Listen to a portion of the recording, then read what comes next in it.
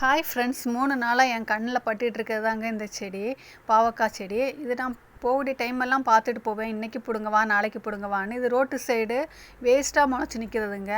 அது என்ன பார்க்குற மாதிரி இருக்குது, நான் அதை பார்க்குற மாதிரி இருக்கும். டைம் இல்லை, நடுறதுக்கு பாட்டு இல்லை, என்ன பண்ணுறதுன்னு யோசிச்சுக்கிட்டே இருந்தேன் 3 நாளாக. இன்றைக்கி பிடுங்கிடலான்னு சொல்லிட்டு பிடுங்கிட்டேன். ஏன்னா நல்லா மழை பெஞ்சிச்சின்னா அது தண்ணியில் அடிச்சிட்டு போயிடும்.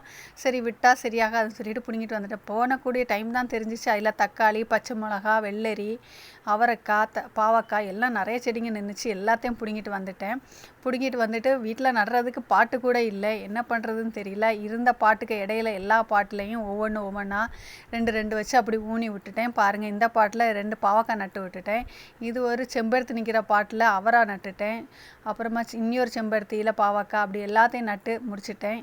வளருதா இல்லையான்னு தான் பார்க்கணும். வளர்ந்துச்சுன்னா நான் ஷேர் பண்ணுறேன். காய் விட்டுச்சுன்னா. இந்த வீடியோ பிடிச்சிச்சுன்னா லைக் பண்ணுங்கள், சப்ஸ்கிரைப் பண்ணுங்கள். தேங்க்யூ.